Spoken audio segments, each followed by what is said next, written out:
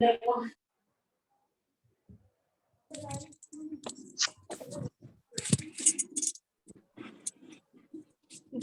अपना अरे तो लेना है रे और ये देखो देख के टिका कर दूंगा।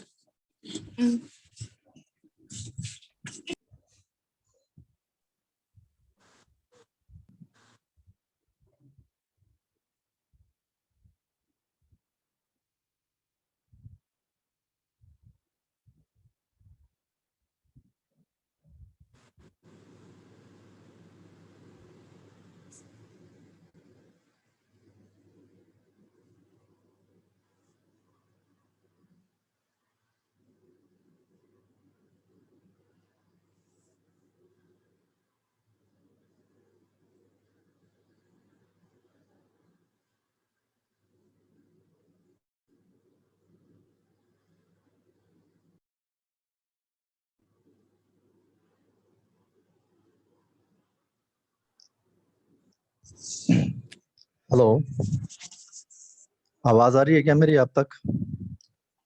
Good morning sir. Good morning. आवाज ठीक आ रही है ना? जी सर।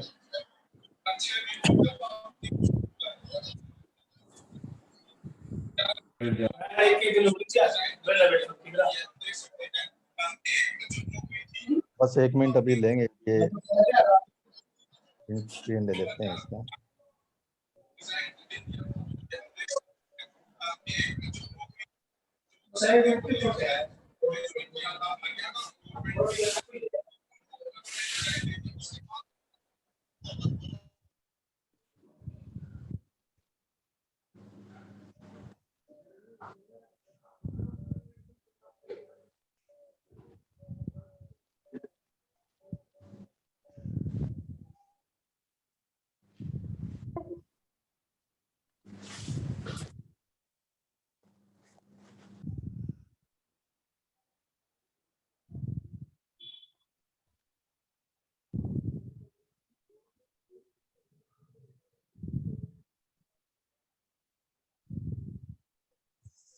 चलिए, तो कल हम डिस्कस कर रहे थे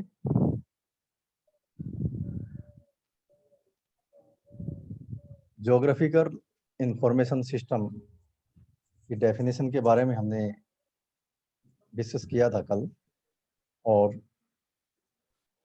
हमने जीआईएस टेक्नोलॉजी का जो डायग्राम आपको दिखाई दे रहा है ये भी डिस्कस किया था। और आज डिस्कस करते हैं हम कंपोनेंट ऑफ जीआईएस। जीआईएस के कितने कंपोनेंट है, और आपके एग्जाम के लिए भी ये इम्पोर्टेंट सवाल है। ज़्यादातर एग्जाम में आपका आता है कि जीआईएस को डिफाइन कीजिए और इसके जो वेरियस कंपोनेंट्स है उसके बारे में डिस्कस कीजिए। जीआईएस मुख्यतः 5 कंपोनेंट से मिलकर एक कंप्यूटर बेस्ड सिस्टम है जो स्पेशियल और नॉन स्पेशियल डाटा में लिंक डेवलप करते हुए रियल वर्ल्ड को रियल वर्ल्ड में रिप्रेजेंट करता है। इस जो मुख्यतः जो 5 जो कंपोनेंट्स हैं उसमें आपका people, hardware, software, data, methods, इसकी सीक्वेंसिंग आप कर सकते हो कुछ भी आगे पीछे, लेकिन सबसे ज़्यादा जो इम्पोर्टेंट है पीपल कि जीआईएस को डेवलप करने के लिए एक जीआईएस सिस्टम की जरूरत है, जिसके लिए आपको लोग चाहिए, आपको इंडस्ट्री चाहिए, आपको इंस्टीट्यूट चाहिए, और जीआईएस को फिर यूज करने के लिए उसकी एप्लीकेशन के लिए भी लोग चाहिए जो इस सिस्टम के साथ इसके जो टूल्स हैं उसको रन कर सके, रिजल्ट डेवलप कर सकें। इसके लिए भी लोग चाहिए, टेक्निकल स्किल चाहिए लोगों के बीच में। तो यूज एप्लीकेशन के लिए भी लोग चाहिए, क्योंकि जिसकी जो एप्लीकेशन होगी वो भी लोगों के वेलफेयर के लिए होगी। कि किसी का नहीं, आवाज अनम्यूट कर लीजिए, कोई आवाज कर रहा है आसपास, ये आवाज आ रही है इसमें। सेकंड जो कंपोनेंट है वो आपका हार्डवेयर। हार्डवेयर में आपका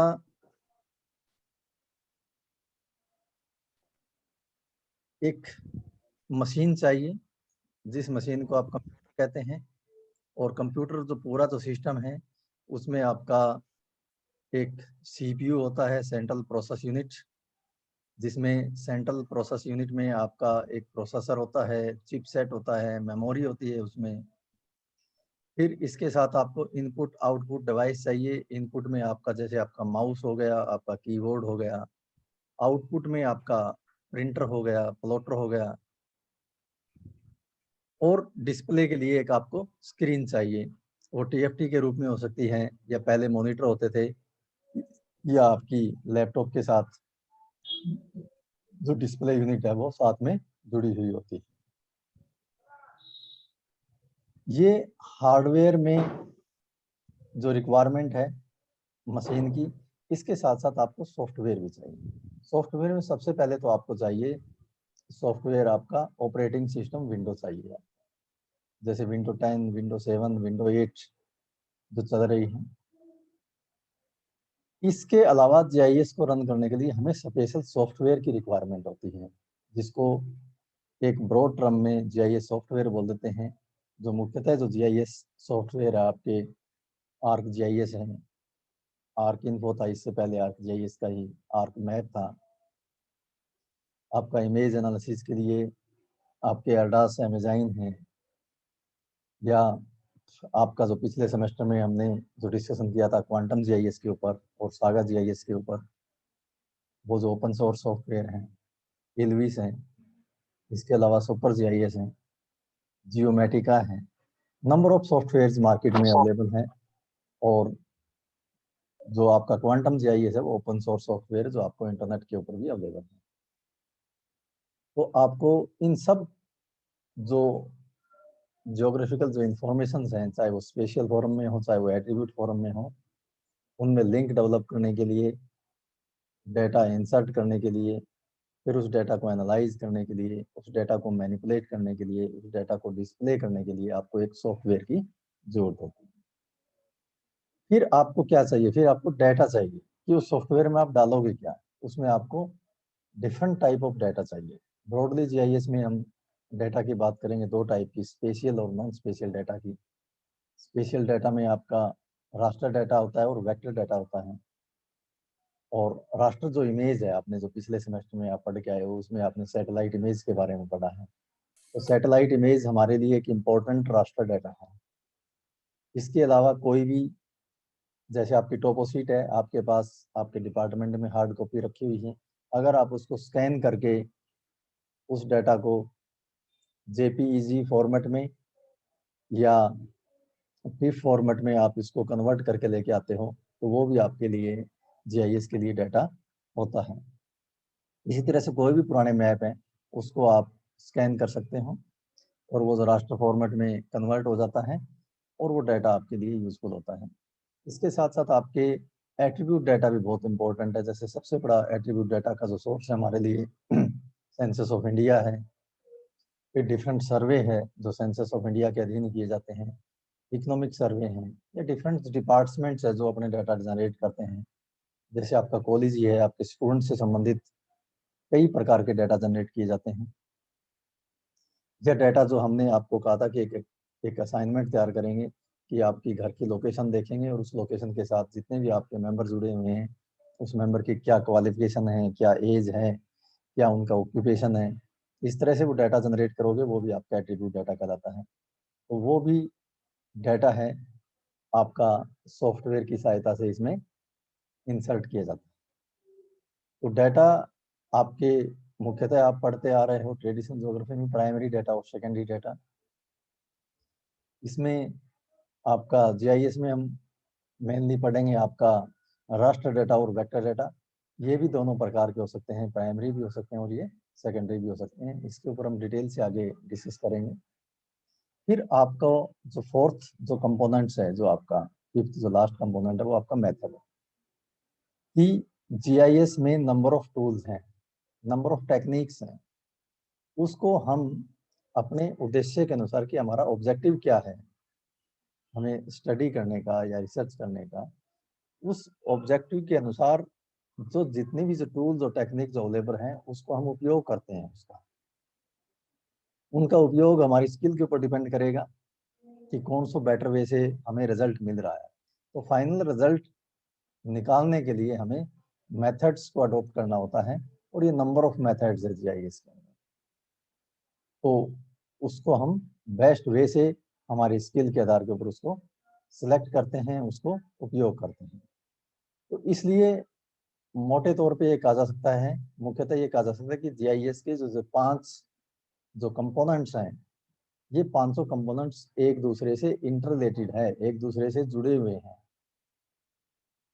ये नहीं है कि इसको हम अलग करके इसकी स्टडी कर सकते हैं, ये एक दूसरे से बिल्कुल इंटररिलेटेड है, और 500 मिलके ही एक जो जीआईएस सॉफ्टवेयर की जो ताकत है, उस ताकत को फाइनल रिजल्ट के अंदर ये उभार के लेके आता है। तो people are required to collect data, use method, hardware and software to manipulate data. यानी आपको रिजल्ट निकालने के लिए लोगों को जो स्किल है इसमें, जिसके पास, वो अपनी स्किल की लेवल के आधार के ऊपर डेटा कलेक्ट करता है, डिफरेंट मेथड यूज करता है सॉफ्टवेयर और हार्डवेयर में, और उस डेटा को मैनिपुलेट करके इंफॉर्मेशन निकालता है। और ये इंफॉर्मेशन पब्लिक के लिए उपयोगी होती है और सरकार के लिए उपयोगी होती है, जिसके आधार के ऊपर ये भविष्य की जो नीतियां हैं वो विकसित की जाती है। ये आपके कंपोनेंट ऑफ जीआईएस थे।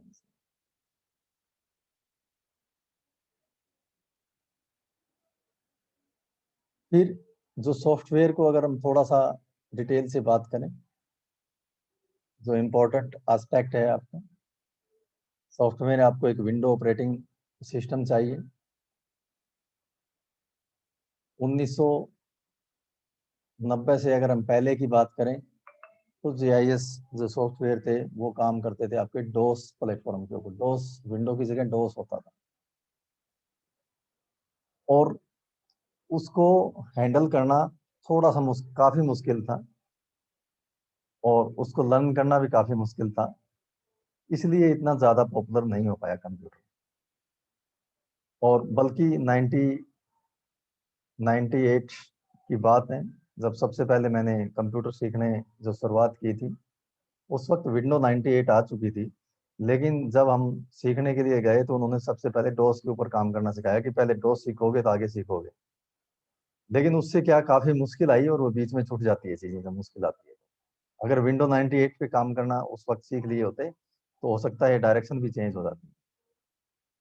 वो काफी मुश्किल था, लेकिन जैसे ही विंडो डेवलपमेंट हुआ आपका, विंडो 98 आई, फिर 98 के बाद में 2003 आई, फिर आपकी 7 आई, फिर आपकी 8 आई, अब आपका 10 है। इसके ऊपर बेसिक कंप्यूटर को भी हैंडल करना बहुत आसान है, और उसके साथ साथ जीआईएस सॉफ्टवेयर है उसको हैंडल करना भी बहुत आसान हो जाता है। इसलिए कुछ इंपॉर्टेंट जीआईएस सॉफ्टवेयर हैं, जैसे एक जियो मीडिया है, इंटरग्राफ कंपनी है उसका है, और इसकी प्रोप्राइटरी फॉर्मेट है वो .mdb, यानी जो भी फाइल का जो रिजल्ट निकल के आएगा वो .mdb फॉर्मेट में उसका निकलता है। इसी तरह से आर्कव्यू है, इजरी इंडिया का है, ये .shp फाइल में अपना रिजल्ट डेवलप करता है। ये प्रैक्टिकली क्लास में हम देखेंगे तो आपको इस पे बताया जाएगा। आर्क इन्फो मॉड्यूल है, और इसमें काफी आपका स्पेशल एनालिसिस होता है। आर्कव्यू में इतना ज्यादा स्पेशल एनालिसिस नहीं होता था, बेसिक आपकी मैपिंग होती थी, लेकिन इसमें आपका overlay analysis, network analysis, data conversion, ये सारी चीजें आ गई हैं। और ये भी .shp फाइल फॉर्मेट में ही रिजल्ट देता है अपना। फिर आपका जो आर्क जीआईएस है, आज के दिन ये काफ़ी फेमस है, और आपके डिपार्टमेंट में ये अवेलेबल है। इसके ऊपर आपको काम करवाना था, जैसी ही सामान्य स्थिति होगी तो इसके ऊपर आपको इस बार काम करवाया जाएगा, और इसका जो रिजल्ट है वो भी आपका .shp फाइल है। सुपर जीआईएस है, ये .geo फाइल फॉर्मेट में आपको डेवलप करके देता है। इसके अलावा आपका क्वांटम जीआईएस है, जो ओपन सोर्स सॉफ्टवेयर है, उसका जो फाइल फॉर्मेट है वो भी आपका .shp जो फाइल है इसको एक्सेप्ट कर लेता है, और इसी में आपको ये रिजल्ट देता है। आर्क जीआईएस की एडवांटेज, जीआईएस के फायदे क्या क्या हैं। कुछ इंपॉर्टेंट जो फंक्शन है कि जीआईएस में हम डेटा कलेक्शन, जो पहली बात आती है कि डेटा कलेक्ट, अगर हमारी पास राष्ट्रीय इमेज है, राष्ट्रीय इमेज ओपन है, उससे हम डेटा, जैसे हम बिल्कुल सिंपल तरीके से पॉइंट, लाइन और एरिया स्कैनिंग मेथड जो हमारी ट्रेडिशनल थी उससे बनाते थे, वैसे ही कंप्यूटर की स्क्रीन के ऊपर हम डेवलप करते हैं पॉइंट लगा लगा के। और जैसे जैसे पॉइंट लग रहे हैं, मान लीजिए किसी पिक्चर के हम ट्री का पॉइंट लगा रहे हैं, सर्वे कर रहे हैं, तो ट्री के जितने पॉइंट लगेंगे वो डाटा कलेक्ट हो रहा है, अपने आप में डाटा जनरेशन हो रहा है उस प्रक्रिया में। और वो डाटा जनरेट होने के साथ साथ वो डाटा आपका सेव भी हो रहा है, उसमें स्टोर भी हो रहा है। और डाटा स्टोर होने के बाद में उस डाटा को हम एनालाइज कर सकते हैं, एक दूसरे से इंटरलिंक कर सकते हैं, और उस डाटा को हम मैनिपुलेट कर सकते हैं। जैसे आपका लैंड यूज का कोई रिजल्ट आया आपका स्क्वायर मीटर में, उस स्क्वायर मीटर को हम कन्वर्ट कर सकते हैं स्क्वायर किलोमीटर में, डाटा मैनिपुलेट कर सकते हैं वहां पर। इसमें भी आपका एक कैलकुलेटर, फील्ड कैलकुलेटर के नाम से जाना जाता है जीआईएस में, वो अवेलेबल है, जिसकी सहायता से हम कैलकुलेशन का मैनिपुलेशन करते हैं। उस डाटा से हम क्वेरी करते हैं। इसमें जो कुछ लेयर दिख रही है, जैसे ये कस्टमर की लेयर है, ये आप में बिल्डिंग लेयर है सेकंड, और ये आपकी जो तीसरी जो लेयर है ये रोड की है, और ये आपकी रियलिटी है कि रियल वर्ल्ड में आपका जो सीन है पृथ्वी के धरातल के ऊपर, जितना भी आप देख पा रहे हैं वो ये सीन है। और इस सीन को अलग अलग लेयर में डिजिटाइज किया गया है, डाटा को जनरेट किया गया है। तो ये जो सारे डाटा है ये आपका डिस्प्ले यूनिट के ऊपर डिस्प्ले होता है। ये रिजल्ट आप अलग अलग लेयर में भी डिस्प्ले कर सकते हो, और इनको कंपोजिट फॉर्म में भी डिस्प्ले कर सकते हो आप। और कंपोजिट फॉर्म में डिस्प्ले करने के बाद, जैसे आपका रियल वर्ल्ड में ये 3D दिख रहा है, इसमें हाइट वेरिएशन हो रही है आपकी, अगर हमारे पास हाइट के भी डाटा हो तो इस तरह से जैसा ये संसार है वैसा ही संसार हम इसमें एक डिस्प्ले कर सकते हैं। तो ये जो रिजल्ट निकल के आता है, इस रिजल्ट को सारा का सारा आपको एक्सपोर्ट कर दिया जाता है। वो प्रिंट भी लिया जा सकता है, पीडीएफ के माध्यम भी एक्सपोर्ट हो सकता है, टिक फॉर्मेट में हो सकता है, और जेपीईजी फॉर्मेट में भी आपका ये एक्सपोर्ट हो जाता है। तो इन सारी चीज़ों को आप ये कर सकते हो। तो इससे ये आपको पता लग रहा है कि आपका जो जीआईएस है इसके कितने फायदे होंगे अगर आप इसमें आप अच्छी ट्रेनिंग लेते हो तो। और अच्छी ट्रेनिंग लेने के बाद में आपके लिए जो अपॉर्चुनिटी भी है इसमें, और किसी भी एरिया को, किसी भी देश को विकसित करने के लिए जीआईएस की आज बहुत अर्जेंट नीड। कुछ इसमें एग्जाम्पल दिए गए हैं। एक एग्जाम्पल हम देखेंगे कि एक मैप तैयार किया गया है, इसमें लीजेंड है। पहला इसमें आपका मेजर और माइनर कॉर्न एरिया है। ये जो जितना ज़्यादा आप ग्रीन जो देख रहे हो ये मेजर कॉर्न एरिया है, एक क्रॉप का है, कॉर्न क्रॉप का। और ये जो आप लाइट ग्रीन देख रहे हो ये माइनर क्रॉप एरिया है।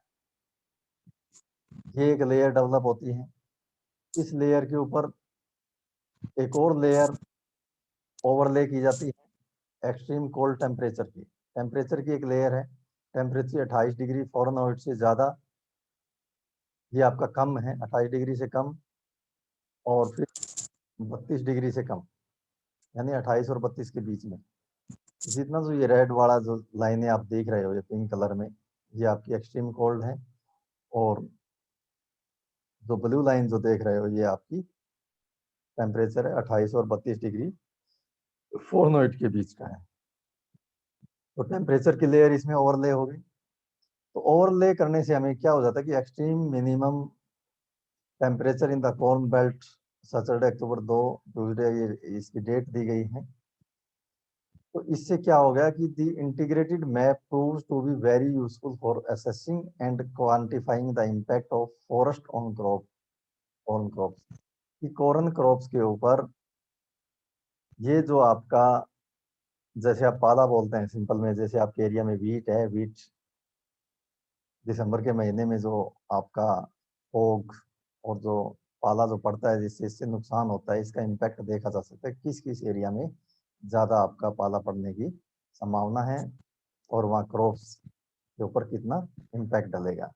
तो इस तरह की इसमें रिजल्ट निकाले जा सकते हैं और इस रिजल्ट के थ्रू हमें ये भी पता लगा सकते हैं कि कितना प्रोडक्शन होने की संभावना है टाइम से।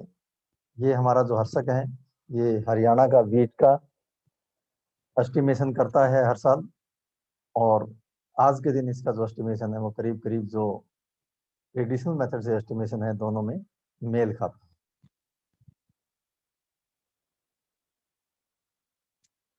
है। ये सैटेलाइट इमेज है, इसमें आप देख सकते हो ये वाटर बॉडी है आपकी रिवर की फॉर्म में, और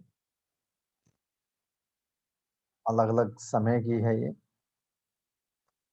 ये आपकी 2010 की है, 14 अक्टूबर 2010 की, और ये आपकी 10 मई 2011 की है।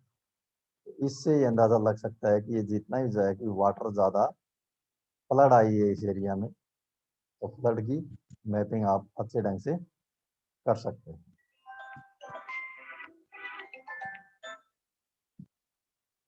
तो ये सैटेलाइट इमेज से देख के जीआईएस का इसका उपयोग किया जाएगा, आपको प्रैक्टिकल क्लास में बताया जाएगा। डिफरेंट एप्लीकेशन है, एप्लीकेशन के ऊपर हम डिटेल से बाद में डिस्कस करेंगे इसके ऊपर, और अभी आपको ये समझना था कि आपका जो जीआईएस है उसकी डेफिनेशन क्या है और जीआईएस के कितने कंपोनेंट्स होते हैं और वो किस तरह से आपका उपयोगी है। तो आज की डिस्कशन में हमारा इतना ही रहेगा। आप के मन में कोई यहाँ तक कोई सवाल है डेफिनेशन के ऊपर तो आप इसमें कर सकते हो। जिसके पास कंप्यूटर की सुविधा नहीं है घर पे, वो भी प्रैक्टिकली ट्रेडिशनल वे से सीख सकते हैं इसको। तो जरूरी नहीं है कि कंप्यूटर होगा तभी आप सीख पाओगे। ये जो डायग्राम आपके सामने जो दिख रहा है, और असाइनमेंट मैंने इसीलिए आपको दिया है कि इससे आपको जीआईएस वर्क कैसे करता है वो समझ में आएगी चीज। जो लोकेशन इंफॉर्मेशन क्या होती है, एट्रीब्यूट इंफॉर्मेशन क्या होती है, वो आपको समझ में आएगी। तो इसलिए आप सभी अपना अपना डाटा ये तैयार रखें, अपने घर की लोकेशन और घर के जो मेंबर हैं उनके बारे में, आपका एज के बारे में, ऑक्यूपेशन के बारे में, उसकी एजुकेशन के बारे में कुछ डाटा आप इसमें प्रोवाइड करने की कोशिश करेंगे। तो जिसके पास सॉफ्टवेयर नहीं है वो भी, क्योंकि इस डाटा को हम एक जगह कलेक्ट करेंगे और कलेक्ट करने के बाद में आप इसको देख पाओगे कि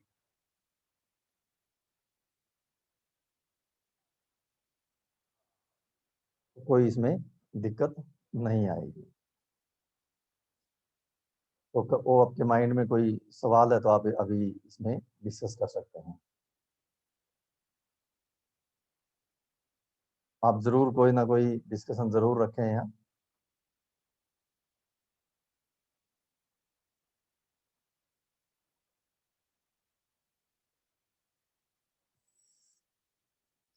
कोई तो बोलिए।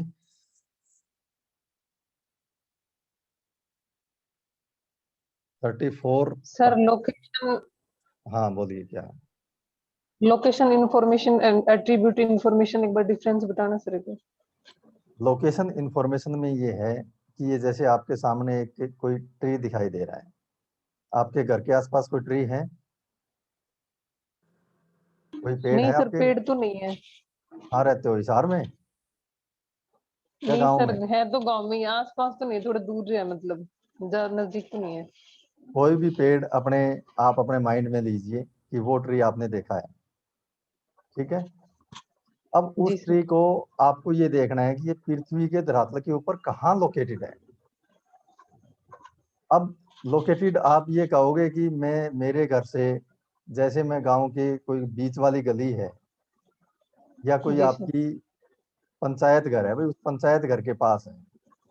आप सामान्य बातचीत की भाषा में ये कहते हो कि वो ट्री पंचायत घर के पास है। जी सर। लेकिन एक ज्योग्राफी के स्टूडेंट होने के नाते आप ये नहीं कह सकते कि वो पंचायत घर के पास है, क्योंकि ज्योग्राफी पृथ्वी को अंडरस्टैंड करती है ग्लोब के माध्यम से।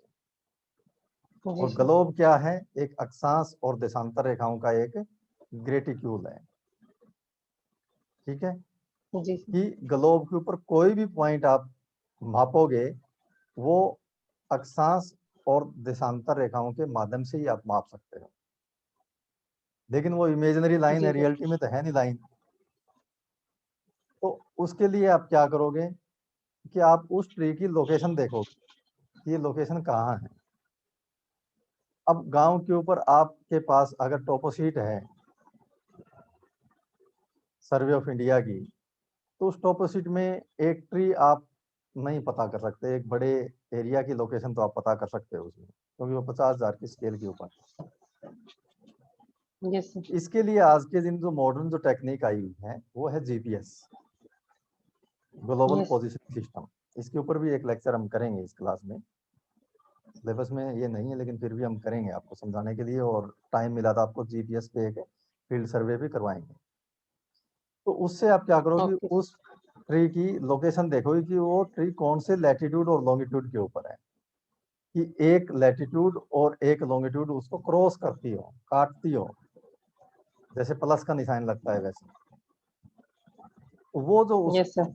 लोकेशन आएगी, कि जैसे इस ट्री की लोकेशन आई है 51 डिग्री नॉर्थ 112 डिग्री वेस्ट, तो एक लोकेशन आएगी उसकी। अब यस लोकेशन सर। का मतलब हम ये ले लेते हैं सामान्य भाषा में हमारा, कि लोकेशन का मतलब है कि एक पॉइंट पृथ्वी के धरातल के ऊपर। ठीक है, यस सर। लेकिन ज्योग्राफी में लोकेशन की जो बात होती है वो स्थिति की बात होती है, कि वो जो ट्री है उस ट्री की स्थिति क्या है।